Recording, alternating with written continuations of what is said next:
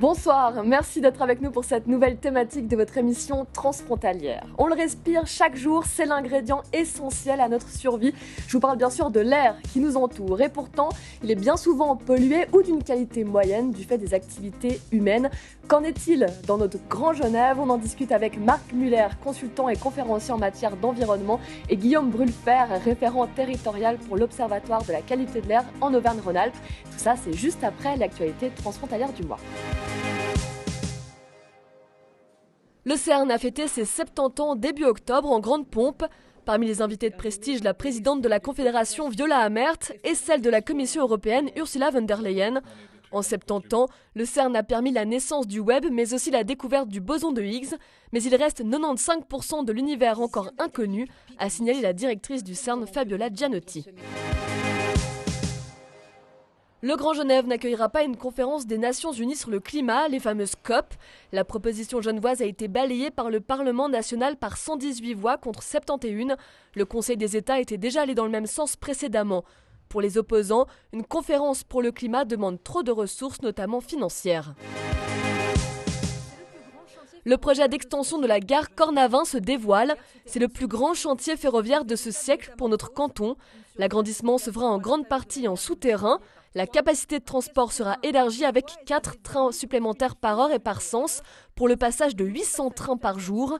Les travaux pourraient commencer au plus tôt en 2030 pour une mise en service espérée en 2038. En France, le nouveau gouvernement se compose de plusieurs élus venus du Grand Genève. Le député de la Haute-Savoie, Antoine Armand, est devenu ministre de l'économie, des finances et de l'industrie. La députée de l'Ain, Olga Giverna, a été nommée ministre déléguée chargée de l'énergie. Le député des Français de Suisse, Marc Ferracci, devient ministre délégué chargé de l'industrie. Parlons ensemble de la qualité de l'air dans notre territoire. Bonsoir Marc Muller. Bonsoir. Et bonsoir Guillaume Brulfer. Bonsoir. Peut-être un petit état des lieux déjà dans notre Grand Genève, la qualité de l'air. Comment est-elle finalement? Comment est-ce qu'on se sent dans notre territoire? Est-ce qu'on respire bien une bonne qualité de l'air? Alors la bonne nouvelle, c'est que la qualité de l'air s'améliore année après année. Depuis une quinzaine d'années, on respire de mieux en mieux. Pour autant, est-ce que cette qualité de l'air est encore suffisante pour pas avoir d'impact sanitaire sur les populations? Là, on en est encore un peu loin, il y a une marche à franchir, mais les choses s'améliorent. On a eu en 2018 la signature de l'accord pactaire entre les élus, on va dire, du Grand Genève. On a eu aussi l'application R2G2 qui faisait partie de tout ça, qui permet de vraiment voir la qualité de l'air dans le Grand Genève en instantané finalement. L'ambition est quand même assez élevée. C'était de diviser par 2 les oxydes d'azote d'ici 2030 et de baisser de 18% les particules fines. Est-ce que c'est réalisable ou pas? Est-ce qu'on est sur la bonne voie, Guillaume Brulfer? Alors, on est sur la bonne voie, mais effectivement, il faudrait que les choses s'accélèrent. Et les pollutions sont majoritairement liées donc, au trafic routier et aux activités de chauffage en général et de chauffage au bois non performants plus particulièrement, qui sont 2 gros leviers d'action sur le Grand Genève. Est-ce qu'on est sur la bonne voie? Je vous pose la même question, Marc Muller. Ça dépend un peu à quelle perspective on se place. Globalement, aujourd'hui, on a quand même beaucoup désindustrialisé, donc on a très peu de processus industriels en Suisse. Donc, comme vous dites, c'est principalement mobilité et puis chauffage, qui sont 2 choses qu'on peut évidemment pas délocaliser. Si on regarde ça dans une perspective de transition énergétique et climatique, c'est pas tenable de fabriquer tout en Asie et puis d'importer tout par bateau ou par avion, et puis ensuite d'avoir un très beau pays qui soit magnifique en termes d'environnement. Évidemment, ça tient pas du point de vue des accords de Paris, de la transition énergétique. Donc, il faudra bien rapatrier une partie de cette production en Europe, de réfléchir à qu'est-ce qu'on a vraiment besoin dans nos modes de vie. Et évidemment, la partie industrielle à terme, qui est quand même très difficile à dépolluer, aura un impact aussi sur notre qualité de l'air, la qualité des eaux. Quand on regarde un peu les actions qui sont menées pour limiter cette pollution de l'air, il y a notamment ces fameux macarons qui s'appellent Critères en France et Stick Air. Par exemple, à Genève, Stick Air a été introduite en 2020 dans notre canton. L'alerte pollution n'a été déclenchée que 2 fois et justement c'était en 2020 pour la vignette Stick Air à Genève. Comment est-ce qu'on l'explique? Est-ce que les seuils sont trop, les seuils de déclenchement de l'alerte? Alors, ce qui est sûr, c'est que les seuils vont être revus côté français dans les années qui viennent, puisqu'on a une nouvelle directive qui vient d'être adoptée cette semaine, qui va imposer à 2030 des niveaux qui peuvent parfois être divisés par 2. Donc, évidemment, la réglementation va s'adapter sur ces pics de pollution. Et cette fameuse vignette est l'une des réponses aux problématiques, réponse qui doit être faite en cas de pic de pollution le plus en amont possible pour limiter l'effet finalement de cette cuvette genevoise qui va stocker les polluants comme une marmite jusqu'à ce qu'il y ait un gros courant d'air ou de la pluie qui vienne résoudre un peu ce problème de pollution. À Genève, justement, quand la vignette a été introduite, il y avait un seuil, notamment pour les particules fines, qui était assez, un peu plus sévère, on va dire, que celui de la Confédération. Il y a eu un recours du TCS qui a fait que Genève a dû remonter son seuil. Quel signal vous y voyez, vous, Marc Muller? Et est-ce que ces fameux macarons, vous trouvez que ça sert à quelque chose? Il y a toujours les seuils scientifiques puis les seuils politiques. Et puis on fait des propositions scientifiques de ce qui serait idéal. Puis on sait que ce qui serait idéal nous embête beaucoup parce que ça nous demande de modifier nos comportements, d'aller en vacances ailleurs ou différemment, ce genre de choses. Donc on n'a pas du tout envie collectivement que ces seuils soient trop bas, mais on sait très bien que du point de vue de la santé publique, si on ne respecte pas les seuils scientifiques, après il y a des effets rebonds, une augmentation des coûts, mais qui sont indirects et qui ne sont pas visibles immédiatement. Et puis la question des macarons, la question des périmètres de sécurité, etc., c'est fixer des règles, de dire à l'intérieur d'un périmètre, on a une population qui est trop dense ou qui est plus dense et qui nécessite des comportements qui sont peut-être différents pour la qualité de l'air qu'à des endroits où c'est moins dense, donc il y a plus de ventilation, il y a plus d'aération, donc les polluants sont évacués finalement facilement ou sont dilués, donc sont moins nocifs pour la santé ou la nature. Et puis à l'intérieur, la seule façon de dire à un moment, c'est de dire qu'il y a des activités qui doivent se stopper à certains moments de l'année. Il n'y a pas tellement d'alternatives. Ou alors la conséquence, c'est la question de la santé. Ça nous pousse justement, en tant qu'individu, cette mise en place, toute la communication qui est faite, à réfléchir à nos modes de transport. Au-delà même effectivement de la nécessité de changement, c'est de se dire, oui, finalement, moi sur mon domicile, mon trajet domicile-travail, si vraiment on me force, je pourrais demain y aller en bus, faire du covoiturage avec mon voisin qui habite finalement pas si loin.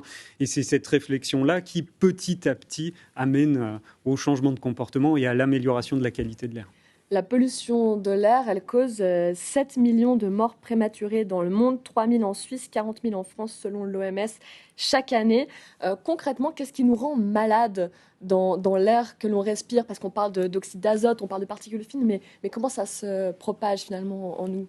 Alors, il y a un petit peu le cocktail qui va nous rendre malades, à la fois en cas de pic de pollution, où on va avoir, par exemple, des pathologies de type asthme qui vont se déclencher, plus de consultations chez le médecin, plus d'hospitalisation. Mais c'est bien la pollution chronique, celle de tous les jours, cette moyenne annuelle qui fait que l'on est plus malade et qui, du coup, va attaquer, on va dire, les bronches et derrière, du coup, nous perturber le métabolisme. Alors, il y a deux choses. Cette pollution de l'air, on pense à ces particules, évidemment. Et puis, il y a l'enjeu du changement climatique. On sait que c'est toujours mieux d'avoir, théoriquement, un poêle à bois qu'un poêle à mazout si on veut aller vers un changement climatique. Et pourtant, le poêle à bois diffuse des particules dans l'espace que l'on va respirer. Finalement, quelle est la pesée d'intérêt? Comment ça se passe? Quel choix on doit faire? Sur cette question-là, il y a eu beaucoup d'informations sur les réseaux sociaux et beaucoup de très mauvaises informations et des informations parfois un peu dogmatiques pour ou contre le bois. Ce qu'il faut dire en premier lieu, si on veut se passer des énergies fossiles, donc certaines des énergies fossiles émettent beaucoup de particules fines notamment, on doit passer aux énergies renouvelables et le bois est une des ressources qu'on a en Suisse en quantité, qui est déjà très utilisée, on arrive gentiment au bout du potentiel, mais qui offre une prestation extraordinaire, parce que non seulement le bois, on peut le stocker pour l'hiver, donc justement c'est de l'énergie hivernale et c'est celle qu'on a le plus de peine à produire. Donc c'est une ressource qui est absolument fantastique et la gestion des forêts est très bonne en comparaison internationale en Suisse, donc c'est une ressource utile. Maintenant la question c'est comment on brûle le bois. Si on brûle le bois dans des cheminées ouvertes de bâtiments anciens en pleine ville, c'est un drame total parce que par rapport à la prestation énergétique que ça apporte et la quantité de pollution que ça génère, c'est très important, donc c'est vraiment négatif. Par contre si on brûle du bois qui a été séché dans de bonnes conditions, du pellet qui est utilisé dans une chaudière à pellet de qualité, voire qu'il y a des filtres encore à particules derrière, vous avez un gain en termes énergétiques versus la pollution là qui est très favorable.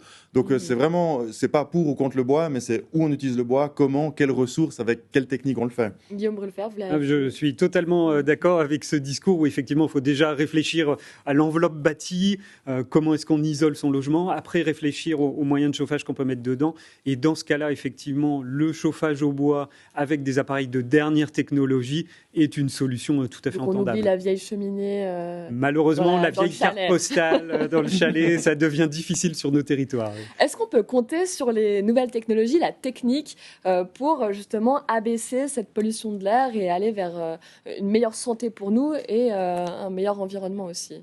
Ouais, dans bien des domaines, quand même, les nouvelles technologies apportent des vraies solutions, hein. Si on passe d'une voiture diesel ancienne à un vélo cargo, évidemment, on n'avait pas de discussion, le gain en termes de pollution de l'air est énorme.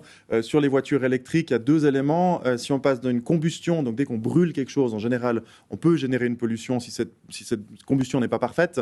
Ce qui fait que passer d'une voiture à essence à une voiture électrique, vous enlevez la combustion et si l'électricité est d'origine relativement propre, vous avez un gain qui est fantastique.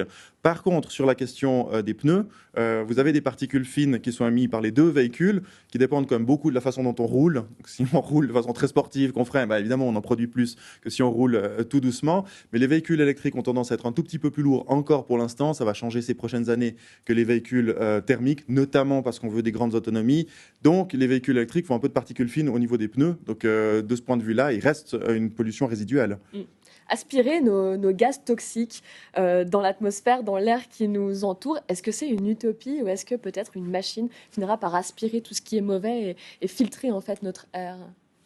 Alors, je pense qu'on en est encore un petit peu loin et qu'aujourd'hui, effectivement, le travail, il est à faire à la fois sur ces technologies à l'émission, où on voit par exemple dans l'industrie des choses qui marchent de mieux en mieux avec des obligations des industriels de suivre ces dernières technologies, et le changement de comportement. Aujourd'hui, c'est bien ces deux façons de faire qui nous permettront, à des échéances raisonnables, de réduire considérablement la qualité de l'air. Après, je pense que c'est plutôt sur peut-être la deuxième partie de notre siècle où on pourrait voir ce genre de machine, mais voilà.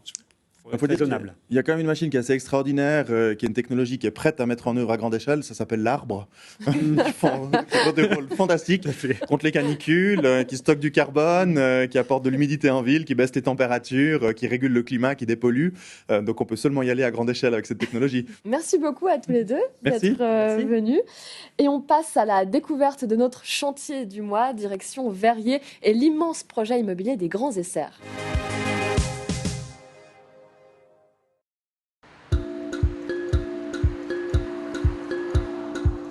Nous nous trouvons aux Grands Essers, sur la commune de Verrier. Nous sommes sur un chantier d'un nouveau quartier qui accueillera dans quelques années près de 3500 habitants. Ce quartier allie des logements, des activités, des services à la population, écoles, crèches, centres sportifs, de telle façon à ce que les nouveaux habitants puissent faire quartier. Alors les grandes étapes, c'est assez simple. C'est 12 ans de procédure pour 12 ans de chantier environ. Et c'est un choix que d'étaler le chantier sur de nombreuses années, d'une part pour l'acceptabilité sociale d'une nouvelle population, Verrier n'est pas une commune très grande, et secondement pour un équilibre financier, car entre les nouveaux contribuables et les dépenses communales importantes qu'il faudra consentir, nous cherchons un équilibre. C'est 9 pièces urbaines différentes qui seront livrées successivement. La première pour juin de l'année prochaine, la seconde pour décembre, et ainsi de suite jusqu'en 2032 environ. Et nous terminerons nos aménagements extérieurs en 2034. Le coût d'un tel projet, c'est assez simple. Un appartement à Genève coûte environ 1 million et nous en avons 1200. Je vous laisse faire le calcul, mais encore une fois, ce n'est pas le chiffre global qui compte, c'est l'équilibre financier.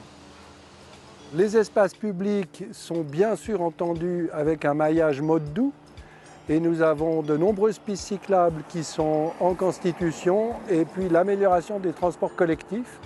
Très bientôt, 2 lignes de bus permettront de relier directement les Grands Essers au cœur de Genève et au Léman Express.